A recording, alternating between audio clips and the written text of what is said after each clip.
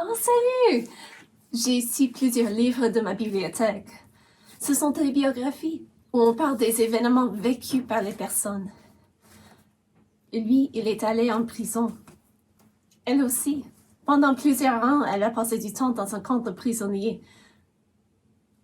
Tu te demandes peut-être pourquoi j'ai des biographies des prisonniers?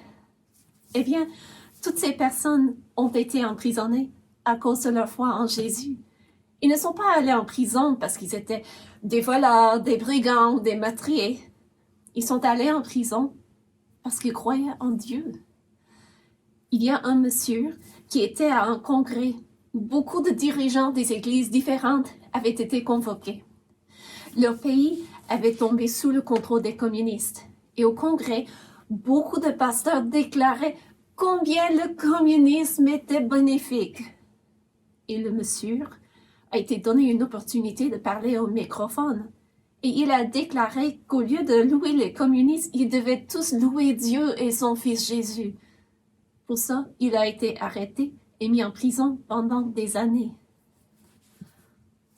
Il y a aussi cette madame qui était une horlogère et quand son pays est tombé sous le contrôle des nazis, les nazis voulaient tuer tous les juifs et sa famille ont hébergé des juifs chez eux. Quelqu'un leur a trahi et la famille a été arrêtée et mise en prison. Elle a passé plusieurs ans dans un camp de concentration où elle devait travailler dur pour survivre. Ces personnes ont été mises en prison, pas parce qu'elles avaient fait des crimes, mais parce que les lois de leur pays leur interdisaient d'obéir à Dieu. Ils ont choisi d'obéir à Dieu et par conséquent désobéir aux lois de leur pays. Mais la Bible nous dit en Romains 3 de nous soumettre à ceux qui sont en autorité, parce que leur autorité vient de Dieu. Donc, est-ce que ces personnes avaient tort quand elles ont refusé d'obéir aux lois de leur pays qui leur disaient de désobéir à Dieu? Mais non. C'est vrai que Dieu nous dit de nous soumettre à ceux qui sont en autorité, mais il y a une exception.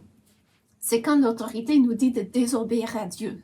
Quand ça arrive, nous devons choisir, comme Pierre a dit à un moment donné, qu'il faut obéir à Dieu plutôt qu'aux hommes. Pense à Shadrach, Meshach et Abednego, qui ne se fléchissaient pas devant l'idole du roi Nebuchadnezzar. Dieu ne leur a pas condamné d'avoir désobéi au roi. Ils avaient fait le bon choix de choisir d'obéir à Dieu plutôt qu'aux hommes.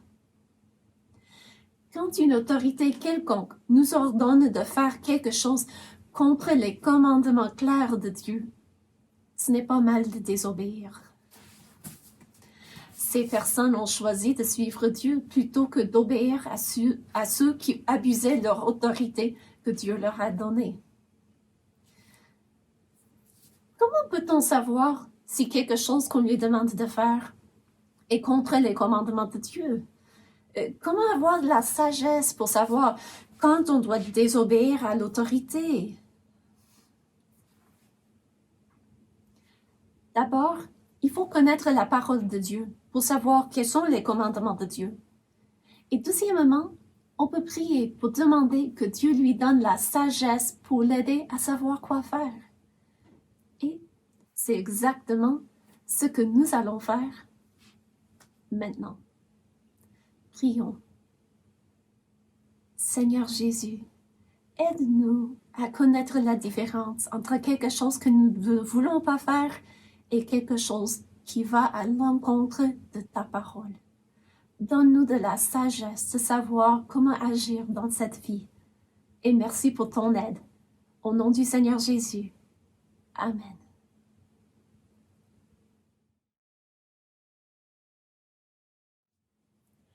Salut! Aujourd'hui, nous faisons les choses à l'envers. Nous commençons avec le verset et nous allons terminer avec le temps pour chanter. Tu verras pourquoi. Est-ce que toi, tu connais notre verset assez bien maintenant? Je crois que je l'ai bien mémorisé. Allons-y! Toi, tu le dis à haute voix, puis moi, je le dirai à haute voix, puis nous irons le voir de près pour nous assurer que nous l'avons bien fait. Quoi? Tu veux que moi, je le fasse en premier? D'accord. Jérémie 29, 11. Car je connais les projets que j'ai formés sur vous, dit l'Éternel, projets de paix et non de malheur, afin de vous donner de l'espérance et un avenir. Ou un avenir et de l'espérance. Jérémie 29, 11.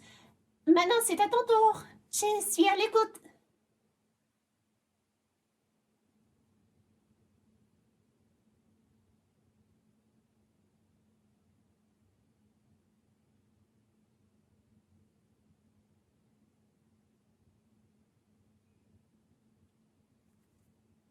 Wow! Je pense que nous l'avons bien mémorisé. Alors regardez, juste pour vérifier. Jérémie 29, 11. Car je connais les projets que j'ai formés sur vous, dit l'Éternel, projets de paix et non de malheur, afin de vous donner un avenir et de l'espérance. Jérémie 29, 11.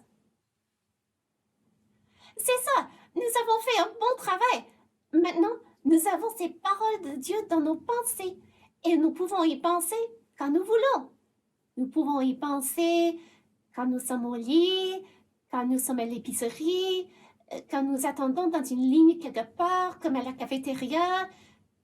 Les personnes qui sont allées en prison parce qu'elles suivaient Dieu disent que les versets qu'elles avaient mémorisés leur ont encouragé quand elles n'avaient plus accès à une Bible. La parole de Dieu était toujours là pour leur guider. La parole de Dieu peut aider une personne qui doit choisir entre le fait de plaire aux autres ou de plaire à Dieu. Je me demande si Daniel a eu du courage pour suivre Dieu plutôt que de suivre la loi qu'avaient proposée les chefs et les satrapes qui ne l'aimaient pas.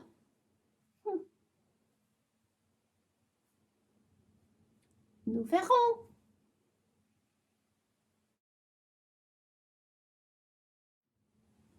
Le roi Darius a cédé à la pression de faire une décision sans réfléchir. Les chefs et les satrapes de son royaume l'assuraient qu'ils étaient tous unanimes dans leur désir d'avoir une telle loi. Mais ce n'était pas vrai. Les chefs et les satrapes avaient menti. Ils cherchaient tout simplement une occasion contre Daniel. Penses-tu que leur plan a marché? Daniel était maintenant un homme âgé et il aurait pu se faire des excuses. Ce n'est que pour 30 jours, il aurait pu se dire « Je peux prier dans mon cœur ». Ou il aurait pu essayer de cacher le fait qu'il priait à Dieu. Il aurait pu dire qu'il avait déjà pris position pour Dieu plusieurs fois dans sa vie et que maintenant c'était le tour de quelqu'un d'autre, peut-être d'un jeune. Il aurait pu changer ses habitudes pendant les 30 jours. Mais que penses-tu qu'il a fait? Qu'est-ce que toi, tu aurais fait? Daniel aimait et craignait Dieu. Ses décisions étaient informées par le choix qu'il avait déjà pris de servir Dieu. Quand le roi Darius a fait la loi de ne prier qu'à lui pendant 30 jours, Daniel a reconnu que cette loi était contraire à ce que Dieu avait commandé. Donc, qu'est-ce qu'il a fait, Daniel? La Bible nous dit, en Daniel 6, que quand Daniel sut le décret était écrit, il se retirait dans sa maison où les fenêtres de la chambre supérieure étaient ouvertes dans la direction de Jérusalem. Et 3 fois par jour, il se mettait à genoux, il priait et il louait son Dieu comme il le faisait auparavant. Il n'essayait pas de cacher ce qu'il faisait. Il avait l'habitude de prier Dieu 3 fois par jour. Et il n'allait pas arrêter parce que quelqu'un avait fait une loi humaine contre cela. Les chefs et les satrapes sont entrés tumultueusement et ont trouvé Daniel qui priait au seul vrai Dieu.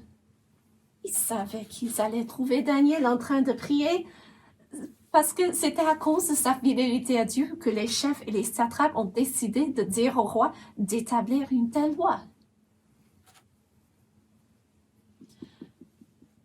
Est-ce que tout le monde qui t'entoure sait que toi, tu aimes Dieu?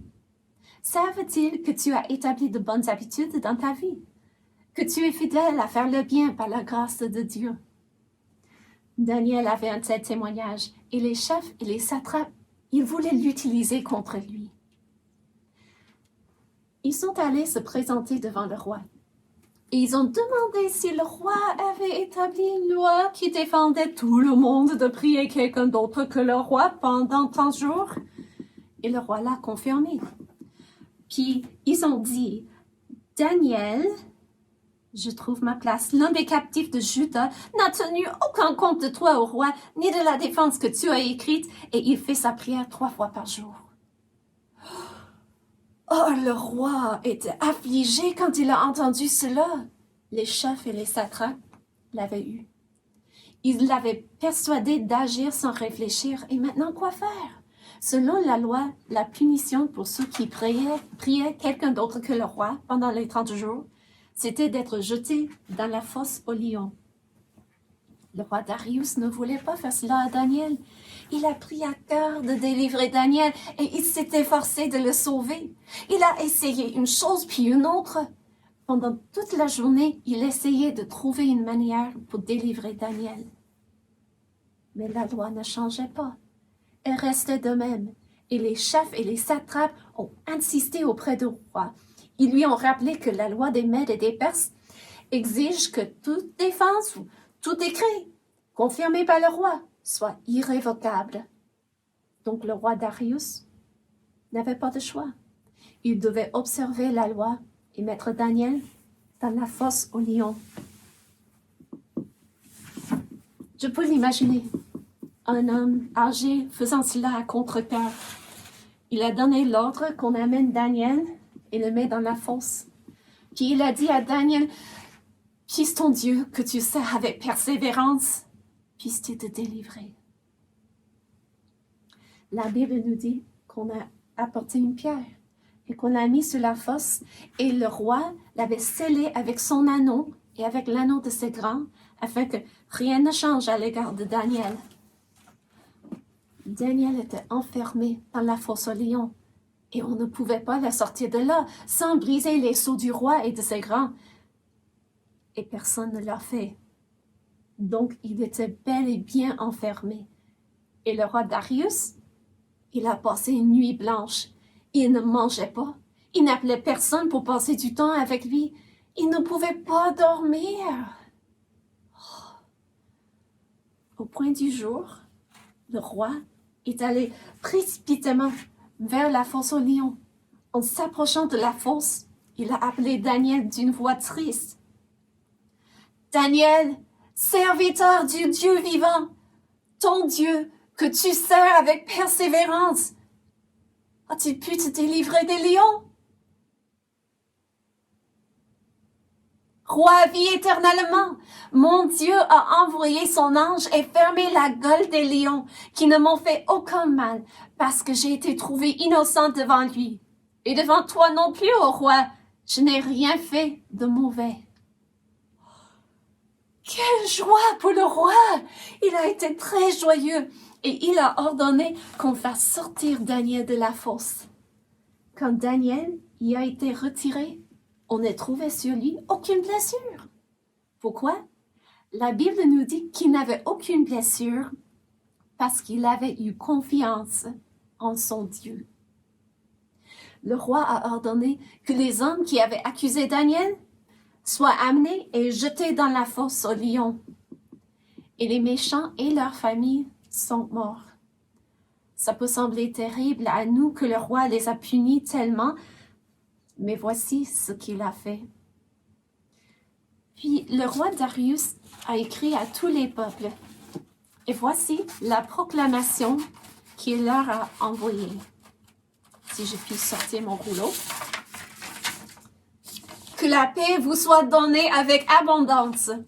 J'ordonne que dans toute l'étendue de mon royaume, on ait de la crainte et de la frayeur pour le Dieu de Daniel, car il est le Dieu vivant et il subsiste éternellement. Son royaume ne sera jamais détruit et sa domination durera jusqu'à la fin. C'est lui qui délivre et qui sauve, qui opère des signes et des prodiges dans les cieux et sur la terre. C'est lui qui a délivré Daniel de la puissance des lions. Le roi voulait que tout le monde craigne le Dieu de Daniel. Ça veut dire qu'il devait avoir du respect pour Dieu et qu'il devait le craindre comme on craint un juge et cherche à ne pas briser la loi. Daniel craignait Dieu et n'a pas brisé la loi de Dieu. Et le roi reconnaissait que c'était bien qu'il avait agi de la sorte. Le roi reconnaissait aussi la supériorité du Dieu de Daniel. Il lui rendait gloire et il voulait que tout le monde sache que c'est le Dieu de Daniel qui l'a délivré des lions.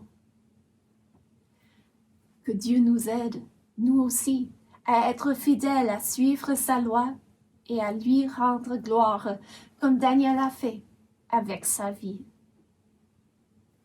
Prions. Seigneur Jésus, aide-nous à être fidèles, à suivre ta loi et aide-nous à te rendre gloire avec nos vies.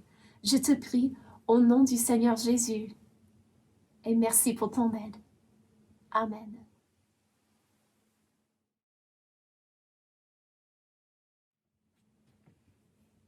Rebonjour! Monsieur et Madame Grandjean ont écrit un chant qui raconte ce qui est arrivé à Daniel. Et nous ne pouvions pas le chanter au début de l'école du dimanche parce que tu aurais connu toute l'histoire avant que Madame la monitrice aurait pu te l'enseigner.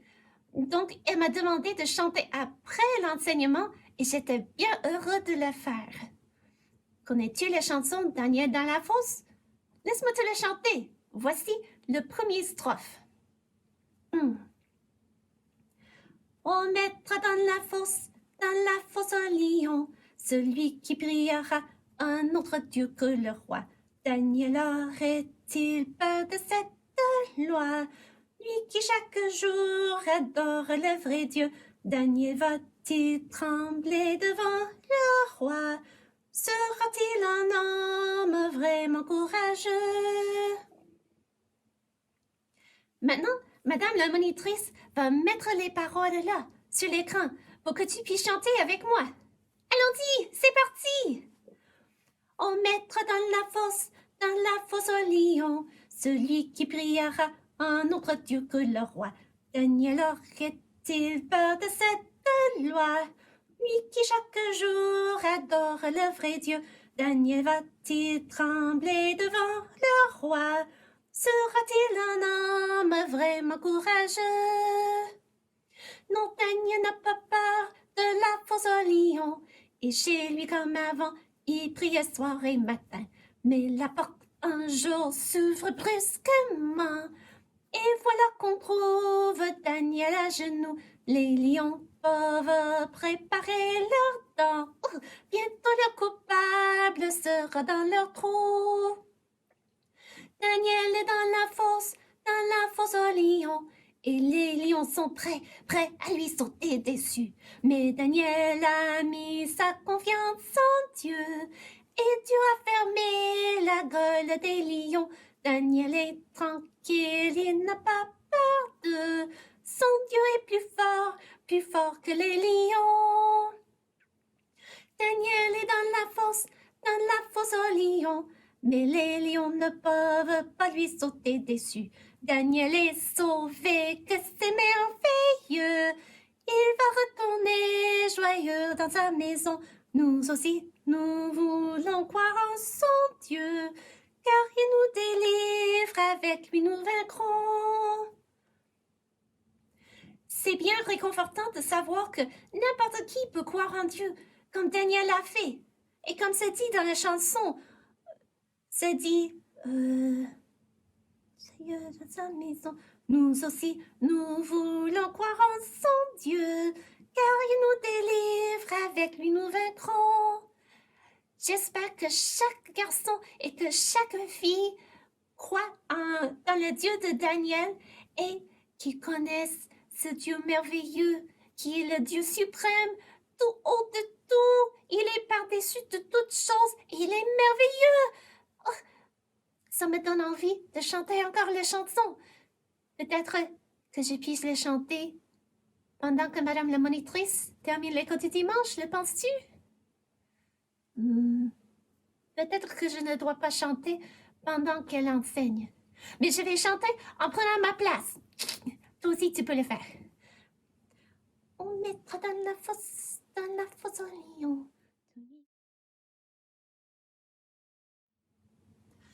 Ce serait facile, dans une situation comme ce qui est arrivé à Daniel, de se faire des excuses et de ne pas faire le bien. Crois-moi, c'est facile. Nous avons tous tendance, moi inclus, de céder à la pression d'autres et de soit changer nos habitudes, soit de les cacher, ou soit de faire semblant que nous ne faisons pas ce qui est droit aux yeux de Dieu. Mais nous avons tellement de respect pour ceux qui suivent leurs convictions, n'est-ce pas? Et même si le monde fait des commentaires sur ceux qui prennent position pour ce qu'ils pensent est droit, le monde doit avouer qu'au moins la personne suit ses convictions et n'est pas hypocrite. Il faut se rappeler cependant qu'il y a une manière sage d'agir et il y a aussi une manière pas sage d'agir. Rends-toi compte de ce que Daniel n'a pas fait. A-t-il crié auprès du monde? A-t-il maudit ceux qui étaient derrière la mauvaise loi? Non. Comment avait-il agi?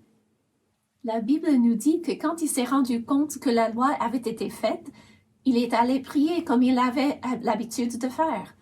Il avait déjà établi de bonnes habitudes dans sa vie qui l'aidaient à servir Dieu. Et il n'allait pas changer cela. As-tu établi de bonnes habitudes dans ta vie? C'est bien de temps à autre de prendre du temps pour y réfléchir. Peut-être que tu as tendance de murmurer. Ce serait bien de demander à Dieu de t'aider à toujours énumérer une action de grâce quand tu te rends compte de cela. Peut-être que tu passes trop de temps sur les médias sociaux et tu veux chercher à établir une bonne habitude pour t'aider. Peut-être de mettre des limites de temps sur les applications ou de te donner des défis à accomplir avant de passer du temps sur l'ordinateur. Ou peut-être comme Daniel, tu aimerais établir l'habitude de prier Dieu. Tu peux, comme lui, choisir une place et demander à Dieu l'aide pour y être fidèle. Je crois que tant que la loi n'avait pas été mise en vigueur, Daniel faisait de son mieux pour éviter que ça devienne loi. Mais quand il savait qu'il ne pouvait plus recourir à la loi, il a poursuivi son chemin en obéissant à Dieu plutôt qu'aux hommes. Son amour pour Dieu et ses bonnes habitudes l'ont aidé à faire le bon choix. Est-ce que notre amour pour Dieu et nos habitudes vont nous aider, nous aussi, quand nous devons choisir entre ce qui plaît à Dieu et ce qui plaît au monde? Que, par la grâce de Dieu, nous faisons de bonnes décisions aux yeux de Dieu. Que nous soyons résolus d'honorer Dieu avec nos choix. Dieu voulant, à la prochaine. Au revoir.